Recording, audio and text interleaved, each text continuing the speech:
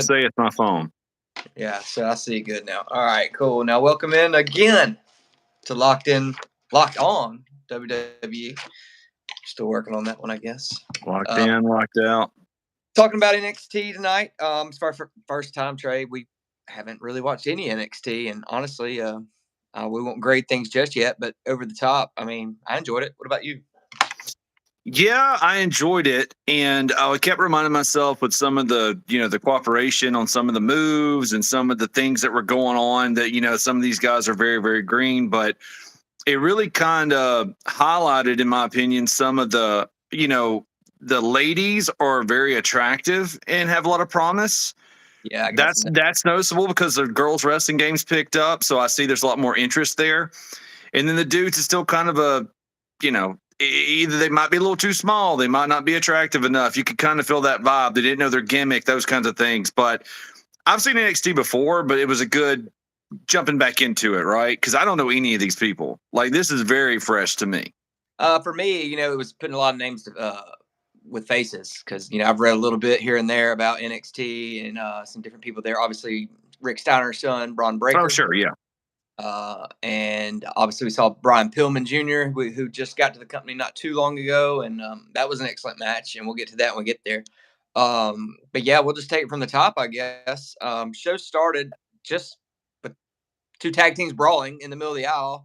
Lights come on, they're brawling, and it's like, oh, okay. Yeah. Overall, at the end of the day, pretty good match. I mean, I didn't. By the time I figured out everybody's name, the match was over. But the only thing I really had to say on something about that finish of that match is they did a missile drop kick into a power bomb, right? Brutal. It looked great, like $1 million. Yeah. False finish. Then they go right into a pedigree pile driver that looked pretty badass. I highlighted that. I couldn't believe they did a pile driver. I wrote down in all caps pile driver and underarm no less. What the hell's going on? It looked great, but I thought those were no-nos. I don't know if they've relaxed that. We'll definitely have to look more into that. But I mean, you don't see a traditional pile driver anymore or anything like that. Yeah. But that was a sick move, but it wasn't the finish. And I'm like, golly, like, what do you got to throw at these guys? Well, the finish ends up being like a double team back body drop for the win. Yeah. After those two, we saw two very impressive moves that should have finished the match and changed the titles. I get it. You're not changing titles there, but I get. I mean, you didn't make the champs look incredibly strong, but you kind of made the other guys look a little weak there. What do you think? Yeah, no kidding. I totally agree. I started out with this is Gaze and Gorillo, and then I put the cousins, the family, the acquaintances. The hell is going on? Because I couldn't get their names. I didn't know what that was going on. They tried to start out hot with them fighting down the ramps, and I don't think I ever properly got their names. But with that being said, I noticed a lot of that in this show, though. Big moves where people don't just die, where you get to a point where you're like, damn, you have to go in and shoot this kid. Like, what do you have to do? But it's like I said, pile driver, underarm no less. And then I put, did he kick out ?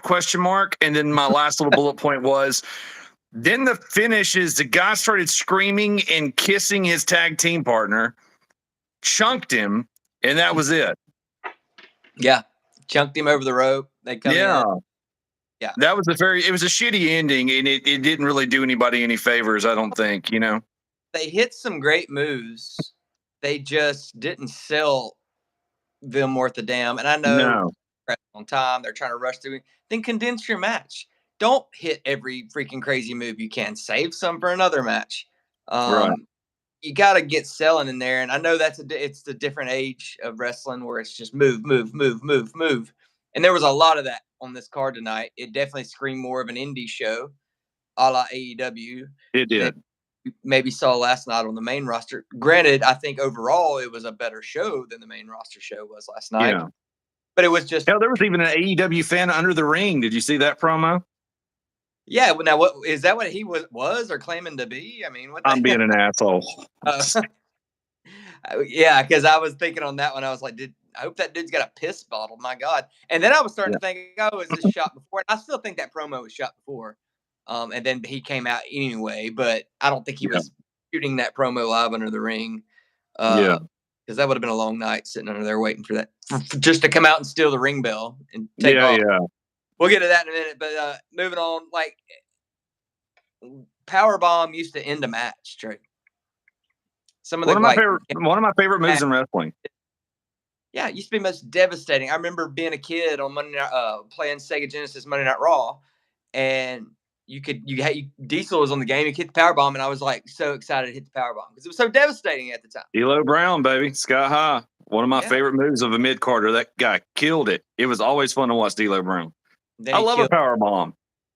Oh yeah, he almost killed Draws. Yeah, but other than that, yeah, I mean, I love a powerbomb. Or Jake the Snake DDT was a finisher. It's like you've got to do a lot of shit to put someone down for a 3 now. They even got heavy-handed on finisher kickouts on the main roster, so it's getting a little silly in that area, and it just becomes a little bit more. I hate to sound like Cornette, flippy doos and stunts and whatnot, and it becomes less of a competition. But with that being said, though, this wasn't a bad match. It's just, what I'm saying? Like, I didn't hate it. I still had fun watching it. I just didn't really know what the hell was going on, Yeah. So much going on, a lot of no selling. I mean, on even like the devastating moves, like he jumped right up after the missile drop kick and then the pedigree pile driver. He's up. He didn't roll and just fall to the floor for a couple minutes. Yeah, I put this down too. The same match. It's so funny. I mean, you were talking in this direction, which I know we would, but that I didn't even mention this bullet point: double super kick after a double team flapjack. Only 2. I mean, it was more of a tornado tag. It's what they used to call matches like that, where it was just 4-way chaos. Because at the end of the day, there was no tag team psychology in any way. And then I thought the finish in that's why I go back to that finish. It just kind of killed it in the end. I was still enjoying it despite that. And then when I saw those 2 badass moves that didn't finish the guy, and then a weak one finished off the other team, I went, that kind of killed what I was excited. I was enjoying it. And that kind of killed it. Not enough to like really make it a terrible grade. I gave it this is the NXT, I give it a flat B. I could probably even go down to a C+ now that we're really talking about it and breaking it down more. That's what I did. Reverse it, and I'll go C+ on it, actually. Yeah, I went C+ with it. It was fun, and I can't say that anybody particularly stood out. I don't know if they necessarily had a chance to. I think they're probably still working some stuff out. But good start to the show, though.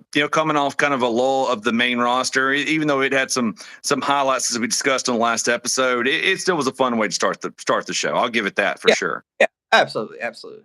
And thank God that the first commercial break, and there was a ton of those, we see that Jelly Roll is going to be on Barmageddon, throwing hatchets. I was wondering. I was really excited after last night. He saved the night. He gave me hope. When do I get more Jelly Roll? That's all I thought after Raw. Christmas is saved, Josh. Jelly Roll's back. Thank God. Thank God. Oh God, the Grinch can't fit into his dog sled there. No, he couldn't. He can put a whole Christmas tree, but not that big son of a bitch. And then we get a little backstage promo from, I knew Ilya Dragunov. Why he's still on the NXT's roster, I'll never know. But having said that, this other character starts basically dogging his children for indirectly almost. It was like, it was very strange. It was almost like on a schoolyard where you've actually said the wrong thing to like the crazy person. I guess you'd say. And then sure. Like, all right, let's fight. And you're like, it's on. Yeah. That was essentially the whole basis of their match, which would come later. This is to randomly talk shit about your children and your inability to see your family. And I don't know. I know we kind of just jumped into the idea of watching this today. Or really following the show last night because we had so much fun last night breaking down Raw. So I don't know if there's any build to this, but then we get Jerry the King Lawler. I put Jerry the King, boy, kind of sad. Yeah. Voice a little off, but glad to see him there. You know, he's going up there. I'm pretty sure he had a stroke. He just came out of a stroke, and he's had many health ailments over the last decade for sure. Yeah. So just good to see the King. Glad to see the King still kicking it, and he's still. I mean, the guy lives and breathes the business. Here he is setting the table for us for a couple of the matches tonight in the Iron Man qualifier. So cool to see the King. And then that absolutely. That would shoot us into the first female match of the night, which actually is pretty dang good. I'll give it credit. Started slow and diva-ish is what I was kind of writing at first, but as it got in there, it's a really good match. And I may have skipped over a promo. I think we had the Pillman Jr. promo as well. No, Setting up I think you're spot on, if I'm not mistaken. Maybe not. I don't know, like, but either way, it doesn't matter on the placement of that. But no. But this was Jordan versus Kiana James. yeah. And first thing I put was that girl is super cute. Going back to NXT, I'm not even being gross. I'm being honest. Like when you see certain people and you go, I could see them doing something. Obviously, she's kind of a clean slate right now. Yeah. But I just wrote instantly that girl is cute. You know what I mean? Bonnie, the more in the green. I think so. Yeah, she was the first one there. She was the first one in the ring. You know, the good guy. I think technically, yeah, she was the face. Very cute. And I mean, I know that sounds silly, but instead of being like, you know, whatever, like, oh, what the fuck, but it was just more or less just like, again, every time I watch this, especially NXT, when you see where people on the come up, right? You want to see what that mug looks like. What's their physique? What's their kind of personality, you know? And that's the first thing that popped out. Super cute. Now, Mike, longevity, I couldn't tell you, but just first glance, and she had great in-ring. And actually, I think that the heel, excuse me, which I guess is Kiana James. I may have them backwards. She was good too. I mean, you know, it was a good match. I had fun with it. Yeah, and this is gonna sound terrible too, because I said it's not a bad match. I just can't get up for women's wrestling. And after I said that, a couple minutes go by, and now I'm more engaged because I really just thought this was about to be some throwaway short deal. Because the match started off very weak, I'd say, like as far as the punches they were throwing, the kicks they were throwing, very weak. Something about it was weak. And then as they got into it, they were really putting on some good moves, and it seemed to get more physical as well. Yeah. And there was a spot in there where Kiana kind of just started dropping bows. That and a great spine buster from Kiana as well. I really like that. That had good snap to it. Very physical, and I feel like that amped up the match a little bit. And then got me engaged. And then it definitely got me engaged when we went to yet another picture-in-picture. But at least I didn't have to hear Booker T because he was kind of on my nerves throughout the night. He's just Booker's terrible. I love Booker. I mean, don't get me wrong. I've loved Harlem Heat and all that stuff. But God, he's just not the voice you want screaming at you. No, he's not. He's such a unique voice, but hearing it all the time. And he seems a bit removed, trying to be like, you know, the kind of heel commentator, the color and all that jazz. And it just seems off. It doesn't seem right, you know, and it's really jarring at times. Like if he's going to be on the pre-show, fine. But if he's there the whole show, damn, that's hard sledding. Yeah, and it's like your grandpa watching or something. Yeah, like he's got a very elderly kind of like vibe to him now, officially and rightfully so. And it's just very jarring. And yeah, again, great voice, funny. I like Booker T. Not want to hear him for hours. Like Jesus, you know. I mean, times where I didn't even know what he was saying. It was just Dude. that. Yeah. Well, we'll get to the bottom part where you start saying really funny stuff that I actually kind of jotted down because it tickled me with that voice. But I do want to say this. I don't want to jump the gun. I saw the small package because like, evidently she got injured, and I actually got a chance to see her not too terribly long ago. It was months ago. The Nikita Lyons, the girl with the big ass and all that jazz. Dude, she is something else too. Because I've seen her first match on NXT, and not because she's hot and I was being gross. It just came on and I called it. I was like, well, look at this broad because they're really highlighting her physique. She's very thick and all that stuff, but she's very pretty. And she had great in ring. Yeah. And she got a lot of buzz. So it's a shame she got hurt. But that's yet again another reason why I kind of highlight the women's roster and what could be is that a lot of females, I believe, once they got past the tits and ass era, are paying attention. Yeah. And you can still be attractive and not have that kind of sable plastic dead behind the eyes, right? These all look like their own individual women, their own individual characters. And for me, I do actually, as long as their in-ring keeps amplifying like clearly it is, I find that very exciting because it's something new. Yeah. You know? And then to put a button on that match, Kalani would win after a distraction, I guess is the best word for it, from Roxanne Perez, a little hot Asian chick's what I wrote, hot Asian broad. Yeah. He tickled my fancy. I thought the match was good enough, and we'll get to another one. There was a lot of wonky, weird finishes like that tonight, like distraction finishes almost. That kind of scattered AEW, messiness. Yeah. I mean, I'm fine with that. We'll say, okay, I'm fine with this one being not so clean. But there's one later I thought it was too good to deserve a dirty finish, and we'll get to that match later. But yeah, hot Asian chick. What you think about her?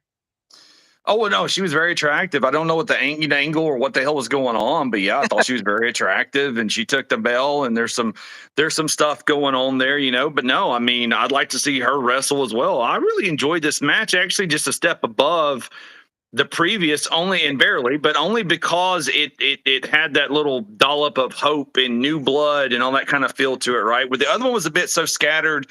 Again, I'm not going to crucify people because they should sell more per se. I mean, that overall affects me, so I don't want to feel like I'm being just a jerk off to those guys in the first match. But it really was so kind of shotgun blast broken up that I didn't really have that same kind of like. This was the first match of the night where I wasn't just kind of entertained, but I was taking notice. I'm like, okay, I kind of want to see this in the future. Yeah, I want to see more of this. So it kind of changed me from like that C, a solid C, to a B minus. I actually went ahead and I thought they worked their ass off at the end of the Yeah. day. And a B plus. Again, I didn't like the finish. I didn't like. I thought it had evolved in such a good match that it needed a clean finish. But at the end of the day, I don't mind it because I got to see Roxanne and she was hot, so I'll take that. Hey man, all these chicks, there's a bunch of gorgeous ones on this group. I mean, Yeah, it's because absolutely. it was so hit or miss during our days when we were kids. It was either like again just straight tits and ass, and even then they kind of had that kind of gross look to them, or maybe they were uber wrestleified, and there's diamonds in the rough there. Don't get me wrong, and they were very talented. But I'm just being honest in the sense that these girls seem like they're being trained properly, and they're crazy attractive, which in today's day and age, you're not supposed to say out loud, but guess what? You want your wrestlers to be handsome unless they're supposed to be bad guys, and then they can be pricks or ghoulish. And you want your girls to do the same. I'm sorry. And it seems like they got a fat ass roster, no pun intended, of these types of chicks. So Yeah. Yeah, and the distraction came when she rang the bell. So that bell was quite the gimmick of the night, it seemed like. yeah, they kept running back to that old trick, Yeah, didn't they? yeah. And then following that match, Alpha Academy would appear with another cringy, bad backstage promo. I can't stand any of these people. I do like Chad Gable's work in the ring, but whatever they're doing, it's so bad. It's just so fucking bad. People may disagree. I'm sorry, but if you do, you just, good for you for being that positive because it was just cringy to me. Well, imagine Kurt Angle coming out and saying it's true, and all that jazz, and no one believing in him. That's what you get here. That's Gable. That's what you get. I mean, that's what happens. And so it's like, at least he got that over. They've got him set up with a bunch of goofs in pink, and the big boy for Otis cannot stop dancing around. I don't know what the hell that's about. I don't know how you think it's going to help him in any capacity. And yeah, the rest of it's just a big goofy silly thing. And you've got an incredibly talented guy in Gable. And so again, just throw Kurt Angle in a blender and make sure the back don't back him, and that's what you get. Yeah, and to me, it was like they're today's version of the 3-man band. Just Yes. an joke. Now, Just a hodgepodge of bullshit, and let's see what we can make work. maybe as we see them more in matches, if I'm assuming they get put over some, so maybe we'll see that. Okay, their work's good, but whatever they're doing, their gimmick's never going to get over. It's never going to be a main event. It won't even be a mid card. No. It's low card personalities there on those promos. And what can you? And I feel bad for the guys because it's like, what could you even do with it?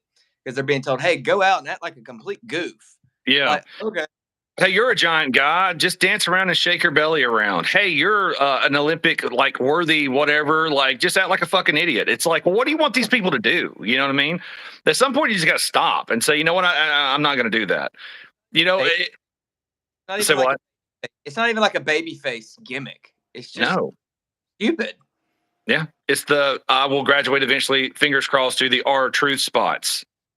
20 years from now. That's what that is. Yeah. Hopefully, I'm eating Swiss rolls on a couch in 20 years. Covered in sugar and acting like an asshole. Hopefully I can still get a paycheck doing that. Yep. Yeah. So then another, and this goes back to us not watching a lot of NXT. Then we get a promo from Andre Chase addressing university investigation.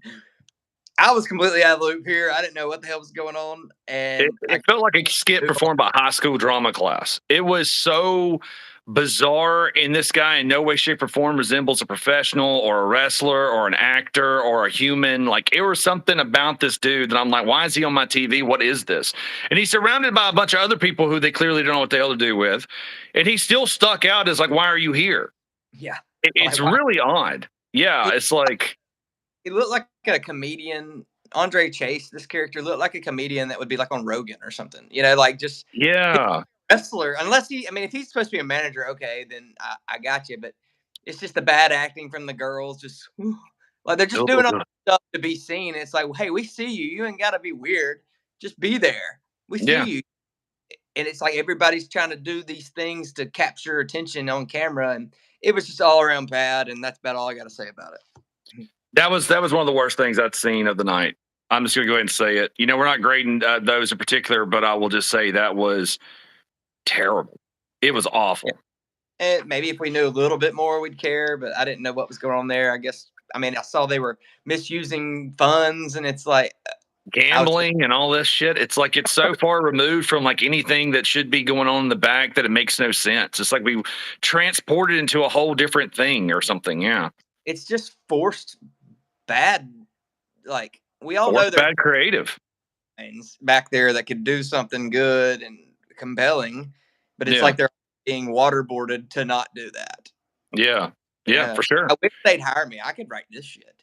Oh God, yeah. It makes it look like, anybody. Maybe it's just birthing hopes and dreams in kids that watch this because they're like, these this is what's actually on TV. I can do this shit. Yeah. I can do much better than this. So in that respect, maybe it's doing a great service to the world because other than that, there's no adult that could watch this and go, I've seen, fucking crazy people on the side of the street reciting Hamlet that was more impressive. Like this is bullshit. You know what I mean? Like these backstage promo deals just kill. They just, always just have a promo. Or you piss at somebody? Like, why are you talking about a school? Like, what is happening? Are you mishandled funds? It just nukes these backstage promos. They just nuke whatever momentum the show has. Oh, it does. Yeah, we're coming off like a really fun start, and it just absolutely took the legs out from under it. I know, and I feel like every backstage promo does that. It's just and it goes back to last night on Raw. I felt the same way. So, but we kind of break out of that whole debacle, and we get our first look. Me and you, at least for me in person. And maybe you've caught him before, but seeing Braun Breaker taking on what I wrote down as Conan Light, Eddie Thorpe. Yeah, I thought it was weird. His boots and choker turned me off. Yeah, I didn't really I didn't really get him. Now I'll say overall, Braun Breaker wins with a spear. I thought it was there were some good power moves. I thought the other guy, Eddie Thorpe, sold his rib cage pretty good. The injured rib. I kind of watched for it. He never really forgot that he was supposed to. Seemed like every time he made an impact on him, he sold that it hurt. So I thought that was impressive. But other than that, it didn't really draw me in. I gave it a C+. Yeah, I gave it a C-. Not bad. Again, to me, A is really cherished territory. So none of these are awful unless I just straight up say F.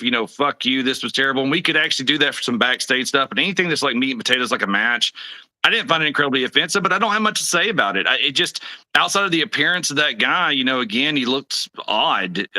I don't really have anything to say. I'm with you. I think he sold his ribs good. But yeah, that's all I got on it. Yeah. And then. And I will say, Braun Breaker looks amazing. I don't know. I know his dad got into some controversy a year or so ago for, dare saying he didn't love each and everything about the transgender community. So shame on him. But I don't know. I wonder if that kills any momentum. I don't know if it has or not. I still think even after, and I liked what Breaker did, still thought it was very green. You could tell. There was a lot of greenness in there still. Not a ton, but I still think he's one that's probably going to be staying in NXT at least for another year or two. He needs more seasoning. But he looks the part. I think he looks the part. I wouldn't mind him doing something different with his hair, facial hair, something. He has kind of that, I don't know, predictability factor to him, despite having a great physique and really good, explosive moveset. But other than that, Yeah, I think he's something that cooks a little bit longer and probably is going to make it up. Now, will he make it? Make it? I'm not terribly sure, but yeah, he's kind of been a to do for a while at NXT. I've heard a lot Yeah, about him. Never got to see him, So he's been on the scene there probably about 2 years now or so. I'd say at yeah, least. it's been a Um, minute. and I guess I was expecting more, and I didn't find him to be all that crisp. At times, I felt he was, but overall, like it seemed like some of the chain wrestling at times was very lazy from him, almost. Like, Yeah, oh yeah, like I really thought you were trying to really knock a guy down with a forearm like this. Like you were yeah, like, no, swing that fucker, make it. And no, you're not going to hit him, but make it look like you were trying to. sure. It looked like Yeah, you were I picked up on that along with too. salsa dance you were trying to do with the guy, and that that's where he needs work. He's got to remember everything matters. Poise counts. Always counts. Yeah. I can't say I was incredibly impressed. I agree with you, and I said like his moveset that I liked. It's just a strong, just a cock strong motherfucker, and you can tell he is. But I don't know if I could say that I'm not impressed. Is the fault of him? Well, it is. And what you just said, there is no excuse. But also in the same breath, this just was probably a thrown together match kind of vibe, right? It just felt like some way for him to pummel somebody to get closer to whatever the hell this crazy match thing is, which was funny them trying to explain it, but we'll get to that too. But Yeah. nonetheless, it was okay. And that'll take us into the next match, which was essentially your squash of the night, I guess you would say, but probably my favorite of the night. Oh. Well, I wanted to say this too. There was a bunch of girls talking in the back. They start fighting. I put down just to be goofy, asses everywhere because yeah, which was funny. With that one chick in particular, I think you really like. Well, I like too. Don't get me wrong. They started off with the security cam footage thing, which I didn't understand because I don't know what's going on in the story. And then I wanted to also mention the big guy promo package for Bronson Reed was really good. If I didn't see Bronson Reed, I didn't know anything about him. That promo package was really good, and that led into this match.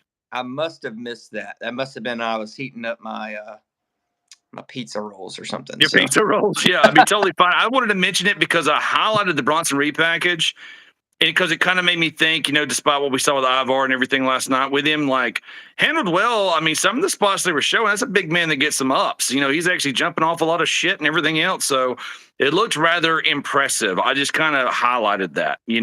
Oh, and I'm glad you said that because it's something I definitely want to bring up when we get to the main event about from my opinion in my mind of him in a 24-hour span of what I okay.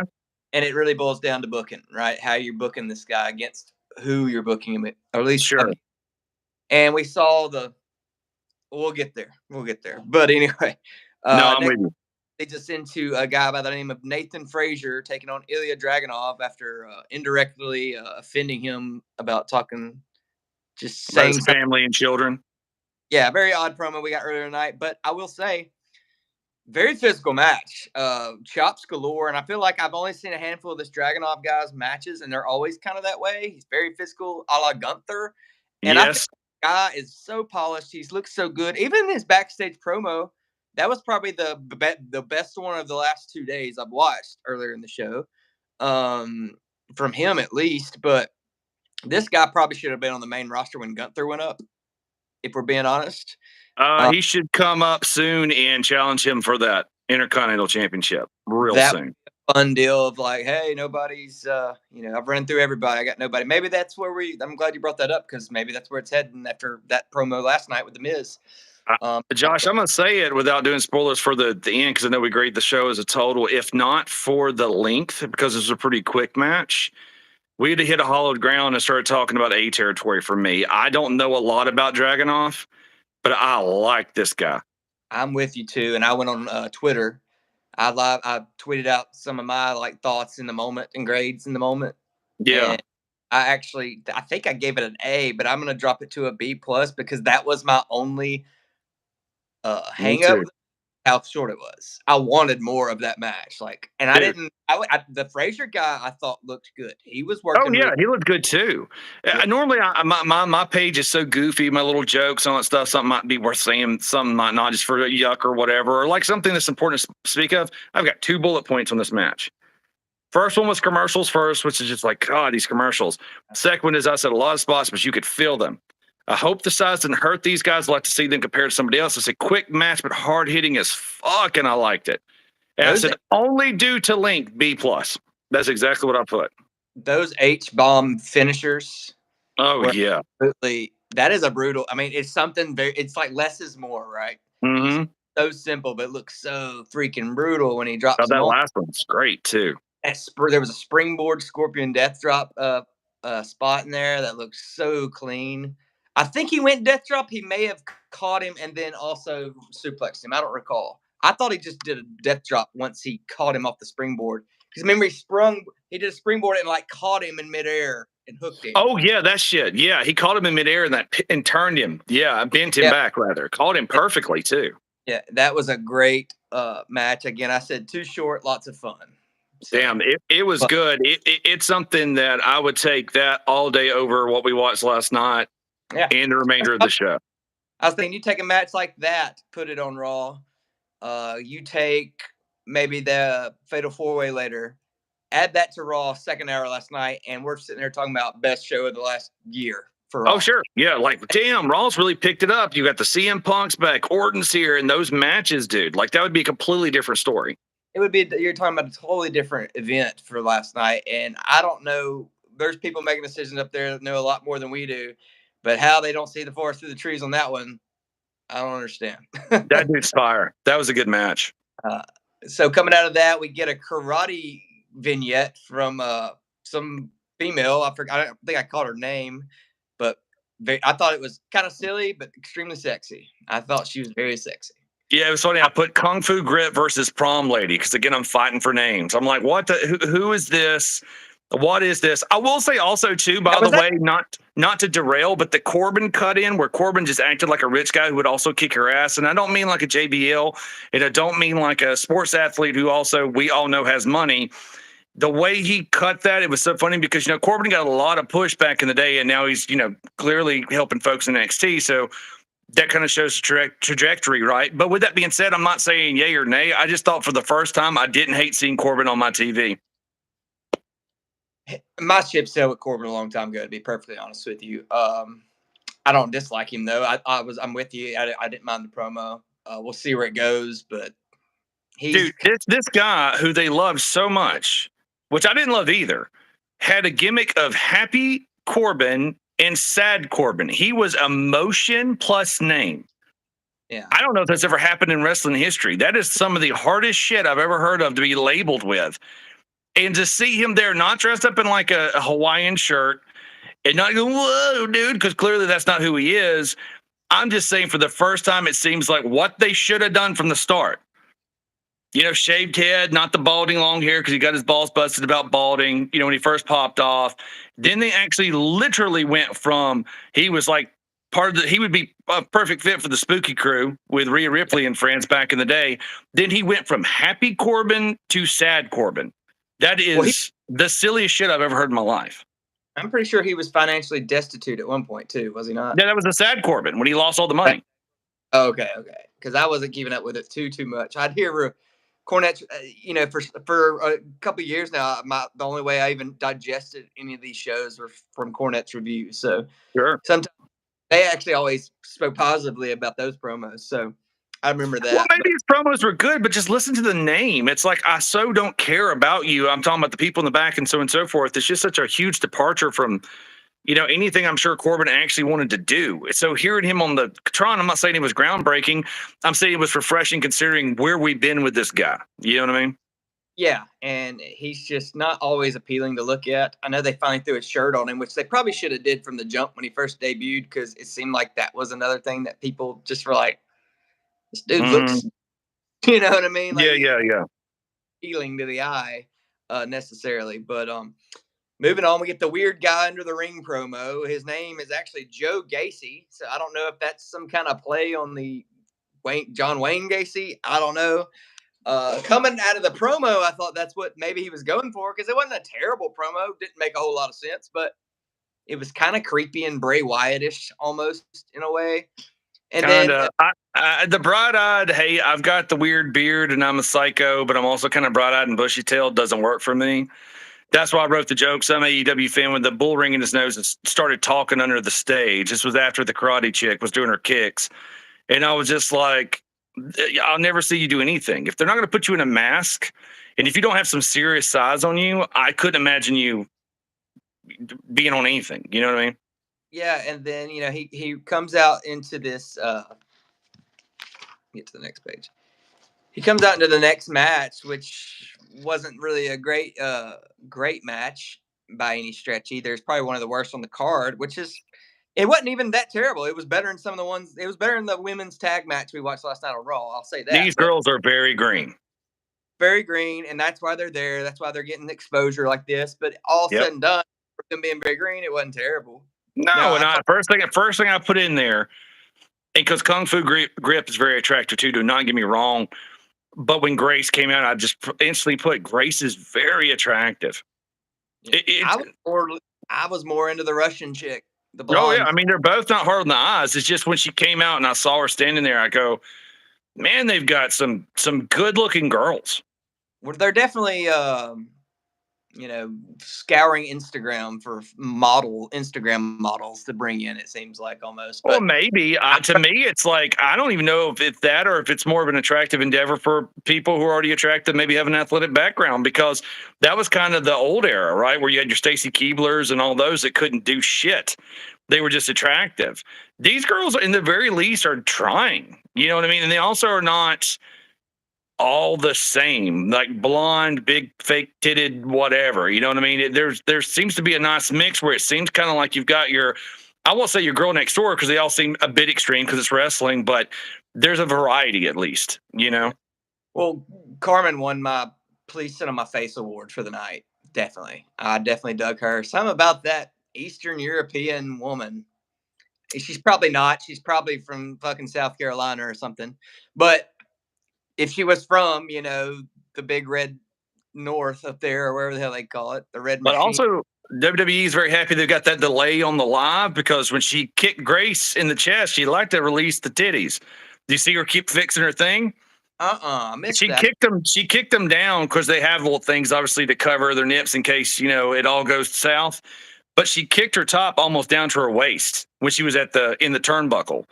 So I put Grace's top almost came off, titties. I noticed at the end after the stupid finish of the guy Gacy coming from under the ring and stealing the bell and running off. Then they finish up the match, and then I did notice that he's in the crowd ringing the bell like a weirdo. Like it just was all done with him. But I did notice she was just like holding this, and I remember, like, did something happen to her top, or did she just? Is she just supposed to be, or was she trying to sell something there? No, it got almost kicked completely off, and she had to pull it back up and fix herself and all kinds of stuff, and still try to stay in character, and because she was getting kicked at the time. So, but she had to pause and pull it back up. And that's how God rewards me for writing Carmen, Please Sit on My Face on my paper. Great titties come out. Yeah, I missed the potential titty slip on national TV, but well, what's funny too is I put nothing kills the just the enjoyability of two attractive women in the ring than a guy that's probably looks like he works at a car wash running around screaming. I mean, I've got the bell. I've got it. Oh, this was my placement in life. It's like we don't need bell, dude. Bye. I don't care. We don't care. Like I just didn't get that. Okay. Anyhow, we get another we get a proto. We get to meet this guy, this character, Wesley. Well, I'm sorry because I don't want to pull this out too much. But what was your grade on that match? I don't even know if I wrote one. I'm gonna give it a C minus. Actually, I'm gonna go D. I'm gonna go D plus. I went D. Not even an indictment on them. They're just like we said. They're green. The finish sucks. Gacy kind of killed their match too with his stupidity. So yeah, I'll give it a D plus. It was what it was. They're just getting some experience. Sure, I'm with you on that. And they weren't bad, and they'll get better. So let's look at them in 2 years' time, and they could be your top of your women's card. They both definitely showed that they have the ability to be. So they just got to get there. Rome wasn't built in a day. Sure. But after that, we move along. What about you? What'd you give it? A D. You go D. You went D as well. Okay. I went D. Yeah, because the finish, they're very, very green. You could tell. But yeah, That's why they're at NXT. So that's no hate. You know, they definitely got the chops. So yeah. So then we get a backstage prototypical white meat babyface promo, and of I'm going to give it all I can, and the odds are stacked against me, but I'm going to fight. From this guy Wesley. Terrible promo. He definitely is green there and needs work. So I was actually shocked at the finish that we'll get later in the night too because of that fact. But yeah. any thoughts on that promo there? I didn't really have anything on it. I just, I There was, think I jumped into the Jensen King. You know what I mean? yeah. Now, what I did dig, getting into this Brian Pillman Jr., I one day I guess I'll call him Lexus King, but he's Pillman Jr. to me now, and I'm gonna call him that for now. Yeah. I dig this Brooks Jensen guy's look. I wrote Magnum TA Light. We've got Conan Light tonight, and then he comes out looking like Magnum TA Light. Yeah. But I really like this match. I thought it was very enjoyable. It was the best work from Pillman I'd seen because he didn't look that good in AEW. Now, I know he was a little pigeonholed. He was thrown into a tag. Tony Khan had never let him see the light of day as a single star for whatever reason. I think he had one weird one-off grudge match with MJF, and I think that was just a ratings pop because they were in his hometown of Cincinnati. And I think his mom, and that might have been the same time as the Dark Side of the Ring deal was coming out. So I think that was more of a promo deal right there for that night. But yeah, he always got kind of put in the back burner with the tag matches and stuff. And I was really impressed with him. I thought it was a great match. I was really impressed with Brooks Jensen. That's what I wrote here. Pillman looks good. Both working hard. Love Jensen. More commercials. Ugh. Yeah. It was a slow match, you know, and I don't mean in like a slow, methodical kind of way. There were moments, so I felt it was a bit sluggish, but again, that's kind of maybe par for the course. Again, we are watching NXT. That was some of the things I was kind of picking up on. I did dig the look. I just said, yeah, King wins the thing. I didn't have a lot to say because there wasn't a lot of shenanigans or anything crazy to it. I didn't dislike the match by any stretch, and I don't want to give you that impression because I'm actually in total agreement with you. Shenanigans did take place after, but they made sense. It was everything that was building up with that. Those guys in the back that were pissed off about that, you know, camera footage and all that jazz. So that actually made sense and it was built up properly. So I like the match. I'm actually in agreement with you. The only thing that I could say was remotely negative. There's kind of a sluggish pace to it, some of the movement and so forth. But no, it was fine. I thought it was a good match. I'm gonna have to readjust here. I got 5%. I got it plugged in. Though. I gotta hold it. Let's see. So yeah, and that's what I wrote. Messy finish is what I wrote. I thought they were working really fucking hard. I was really enjoying the match. And I felt like it kind of deserved kind of going back to the match earlier with the two girls, with Kalani and Kiana. I thought it deserved a clean finish. Yeah, I'm with you on that. Felt like At least the shenanigans did make sense. I'll give it that. You know, it's like Sean in the back, HBK in the back. You know, let's pick a winner here, man. Just pick one. We got a winner, but just didn't get a clean one. Yeah. And I would have seen a clean finish because I thought they worked really hard and I thought it was worth it. I gave it a B+. What about you? B-. We're not that far off, man. So far, we're pretty much almost right on with each other. At that point, that was probably one of my favorites of the night, and I think it was just a weird neo nostalgia theme because it looks like Matt. Look, I liked the old '80s look. Really, both of them, right? They're both very '80ish looking in that. Gosh dang it, man! I got a bad charger. I just got all kinds of technical woes. No sweat. We almost got this sucker knocked out. I think we did pretty good. Yeah, so let's see. I had to mention too after that match, the commercial to explain the Iron Survivor match. It felt like it had 78 rules and it took 39 minutes to explain. The commercial was so long trying to explain what the hell was going on. Our main event.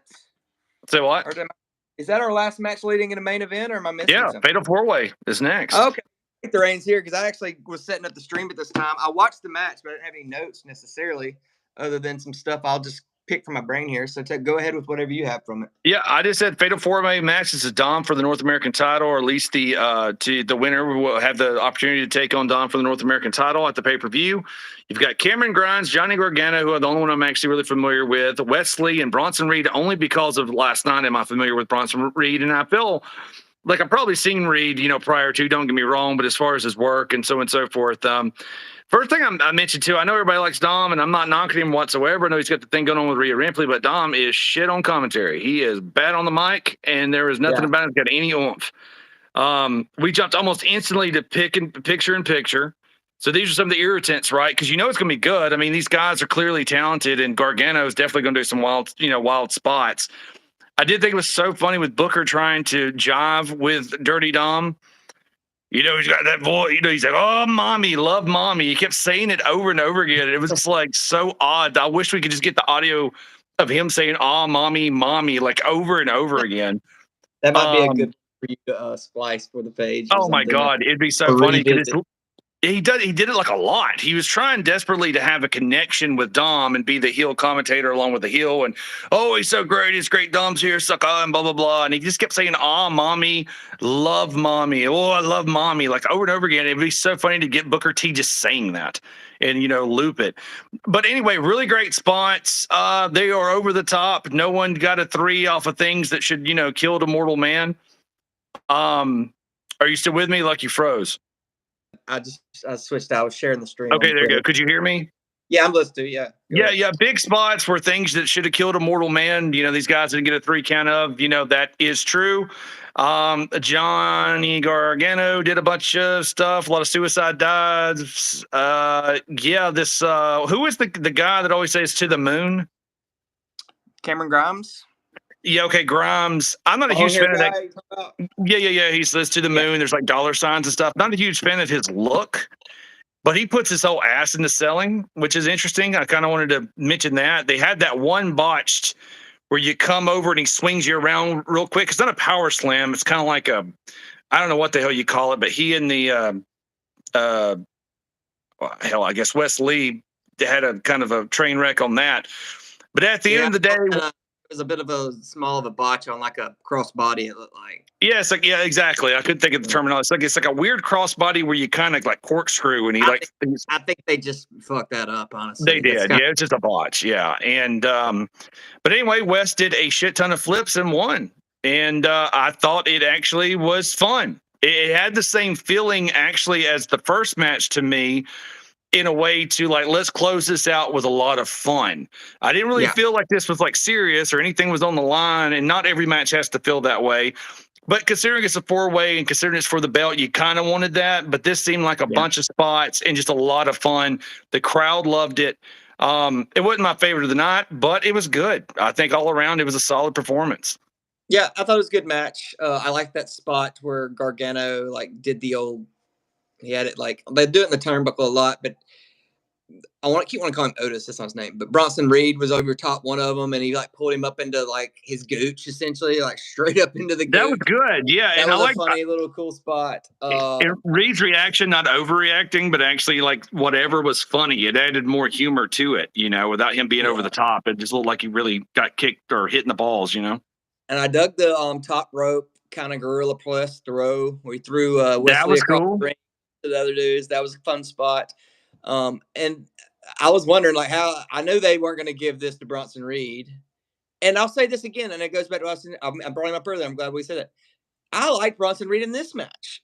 Him looking strong made him look so much better than him, which we would see, on his. I guess he cut through the glaciers of Iceland, but the Viking shows up again, looking to brawl. The Viking, he got here by horseback. He went from Nashville to Tampa in horseback pretty quick. So Nashville to Tampa, one of those gnarly ass dragon boat things you saw on the TV show. Like after all that raping and pillaging, he still had a hard on for Reed. He had to come for him. Yeah, and they again. He did a couple of wild spots on the outside. Like there's something to be said about their willingness and their ability to be that spry, considering their size, because they're not big man in the sense of very tall, whatever. They're that very, every once in a blue moon, you get a athlete that's kind of got that big bodied fat look that can really get after, that kind of unassumingly able to do things kind of fella. And those two are definitely it. But I tend to agree with you. Big man on big man never works, I don't know if they're trying to make, because the big man on big man is very clunky. So I don't know if they're just trying to make them both look strong in the process of having them go against one another.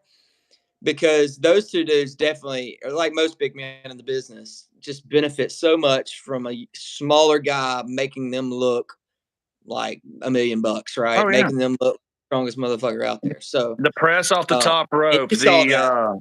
multi-person Samoan drop thing, which there was a lot of cooperation on that, admittedly, from West or whatever his name is, that was on the top rope. That was a little Yankee, but the dude looks like he would just absolutely bulldoze over you. And in that sense, that's what you want him to look like. It's like, what if Yokozuna could jump off the top of the cage? What if Yokozuna could, do a super kick?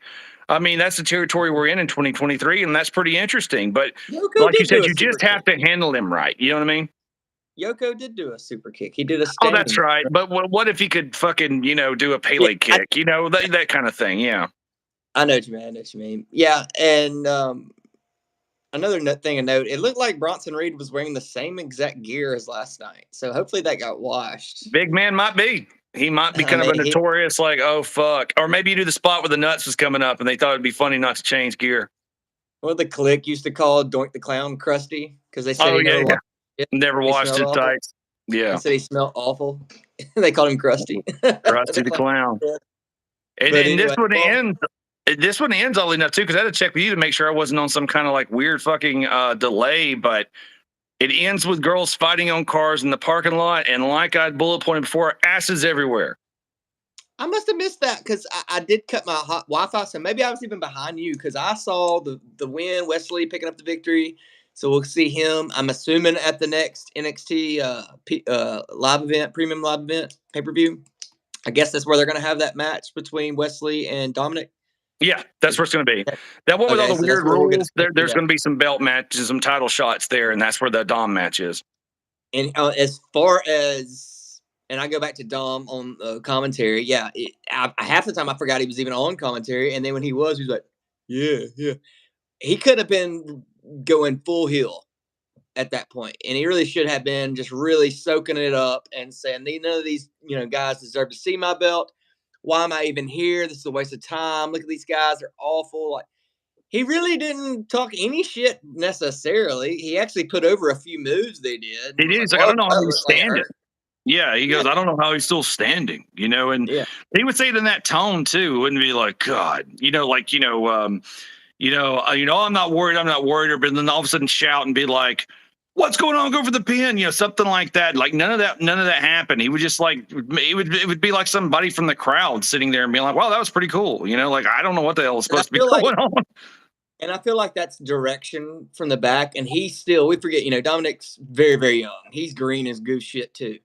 It's shot out of a fucking cannon with this Ripley thing. And this is where in the talent, you got to kind of, they can tell me one thing, but it's easier to ask for forgiveness rather than permission. Is they probably said, hey, just put them over. Don't go out there trying to put yourself over, blah, blah, blah. Let's let them work and just put them over. I feel like that's maybe what happened, because I feel like anybody in this business, especially a heel who's getting mic time at a commentary desk for a match, is going to go to the fullest extent with that microphone time. Either you need to act like you don't give a shit, act cowardly, say something. This guy was like, there's no way for the pay-per-view do I feel like he's a threat, or that he's concerned, or that he's going to cheat. I mean, there was stuff about him cheating with the big guy, but still, nonetheless, it was so emotionless. Lack of emotion. Like, he should have been putting over the match that no matter who was going to win this, that they're going to see me, and he could have been putting the match over at least, and himself at the same time. But it's almost like he was told, don't put yourself over, get the match over, not yourself. And if you don't, he just was so quiet. And then, you had Booker T over there going, because he was like, he said something so stupid. He goes, none of these, Dominic does. He goes, well, they're not going to, the winner didn't just get a match. And they're like, what are you talking about? And he's like, well, I picked the winner, which made no fucking sense. It's like, that makes no sense at all. Picking the match is picking your opponent. I'm sorry. The match is going to pick your opponent. You're not picking your opponent. But Booker T's response, instead of saying, no, you're fucking wrong, you got to face these dudes, was gangster. Boss move. That's gangster. That's a boss. Like, huh? Like, what? What are you doing? No, he's wrong. Like, we're having a match here. He thinks he has a ringer in there, and it didn't pan out for him. So he should be freaking out because now he has to do this match with this West kid who's playing for keeps, and he's supposed to be a slimy heel. And Yeah. so instead of doing that, he's like, "No, it doesn't matter what happens here tonight. I get to choose." Booker's like, "Yeah, yeah, mommy, ooh, mommy." What the fuck? So, but all in all, good show. I didn't see the girls fighting on car spot. I don't guess. So I don't know what that. Done to it. It was the same thing about the chick that came out during the little cute girl thing where she got screwed over by the Asian you like ringing the bell, the Asian broad. Yeah. They were still fighting out in the parking lot when they had that weird little backstage thing with all the girls just standing around and the fight broke out. They were still fighting outside. Well, we didn't need to know that. We could have just went off into the sunset on the end of the show there. It was a nothing burger. Overall, what I'll say, I mean, it's a huge difference from when we've watched 5 hours of live WWE programming here in the last 2 days, which is probably more than we've watched combined in a week in the last 10 years. Oh God, it's way more wrestling I've watched in so long. Yeah, for sure. So what I will say about this NXT show is a lot of good. You get wrestling. If you want wrestling on your show, this is where you need to come watch because you're going to get nothing but wrestling. I mean, you'll get your small slivers of backstage promos. But that was so eye opening too. Of like, God, like they waste so much time on Raw. Like Cody didn't really need a promo last night. Seth didn't really need a promo last night. The only person who deserved, only 2 people that deserved it was Orton and Punk. That's the only 2 people that should have been on the mic. Totally agree. Yeah. And Orton, had he not been his return, I'd say no, he didn't need a promo. But it was his return, so it makes sense. But yeah, it just kind of makes you. I don't understand that formula, but that's obviously a formula. Is that we're gonna be a lot more entertainment on this side. But going back to, let's put Dragunov match and Nathan Frazier on Raw. Let's put the Fatal 4-Way on Raw, or hell, let's put the opening tag match on Raw, or the women's match on Raw. It's a much different show. It's a better show. Like it made me go, why the fuck is every participant in the Natalia match last night with the tag belts? Why are any of them even on the main roster? Not one of them. I feel, unless we're seeing them they're painted into a corner or something with what they're dealing with last night. None of them impressed me, and I felt like, man, I'd rather sing the women's match we saw in the first hour tonight than I would have that one. Totally agree. And there's kind of like a no excuse thing, right? I kind of feel that way too. Like for those really hardcore wrestling fans are like, maybe they're really, really into NXT and they're really, really into AEW. And again, I'm making jokes at AEW expense. Maybe we'll dabble in that when we have time on certain shows and so on and so forth. But I'm really just taking the piss because of what happened with CM Punk. But there is a similarity. And one of the biggest things that the fans don't really understand, and this is not a Cornette speech or nothing like that, is that you're supposed to be competition. You're supposed to not be green. You're supposed to be ready to rock and roll and know how to put on a TV show and know how to work and yada, yada, yada. It's very interesting to me that they get compared a lot. I think it's also interesting that it gets compared to, smaller shows and little, backyard wrestling type things and so on and so forth. And I'm not saying necessarily NXT. This was a good show. What I'm getting at is, unlike those other things where you kind of don't have an excuse, the fun of watching NXT is being surprised at how good it is. Because you have this little level of forgiveness, considering you're quite aware that these guys are working things out and finding who they are, and you can end up rooting for them. That's where I can understand them having a strong fan base, because by the time they do get called up to the main roster, you hope they're treated properly or they don't get buried or they can handle that type of pressure. So it's fun. I actually really understand the appeal of it. And you throw in the fact that these were some really fun matches. And instead of just seeing some shit and being like, oh, there was a really cool spot, they did something neat there. There was, again, almost getting into that hollow ground of a territory on our rating system. I felt that with the Dragunov match. I really, really enjoyed that. It was hard hitting. Probably last time I really kind of took some attention here lately, prior to you and I watching the pay-per-view and having fun, say, hey, let's do the show, would be like, hey, did you see that Gunther match? Hey, did you see Gable and Gunther? Hey, whatever. This reeked of that. This felt like true combat, like a fight, like it hurt. I would imagine these guys are really, really sore after it. And in respect, I just had a lot of fun with the show. The show was much, much more fun than I thought it was going to be. Yeah, I was kind of going into it like, did I make a mistake here? And by the time I was over with it, not that it was a perfect show or even close to great No, it's show. not perfect. Not even No, or great show, great. I wouldn't say that, but it was a good show. It was better than the show I watched last night. I'll say that Yeah, much. So overall, I give it a B minus. I thought it was a yeah. fun show. For what it was, what it was. It was pretty good. Yeah, Yeah. I was thinking the same thing. Do I elevate it a little bit? Considering, these are some guys and gals that are working things out. And I said, no, I'll just be honest. Instead of going like, well, instead of it just being C, it's C minus because, there are some kind of rougher things here and there. I gave it a B. I had more fun this evening. And I'm with you. I was definitely going to show no matter what because I'm having a blast. But at the same time, that's easier to say when we're talking. When you're sitting here having to watch it, totally different story, right? You're like, oh shit, how yeah, many hours is this going to be bad? Like, again, the highs at the start and then the lows of that U Academy or whatever the hell that was, or like a jelly roll spot. It really won the day for me in a lot of ways. So yeah, I actually had more fun with this than I did Raw. Fantastic show, great show. No, but like a fun surprise, and there was some actual talent and some really surprisingly good matches here. yeah, absolutely. And I agree with you 100,000%. So uh, with that, we'll sign off here, I guess, tonight. We'll try to do SmackDown. We'll see where we're at. Definitely, we want to. Everybody out there, if you're watching later. So yeah, hopefully we'll see you then. I'm Josh. That's Trey. This is Locked On WWE, and see you next time. Peace.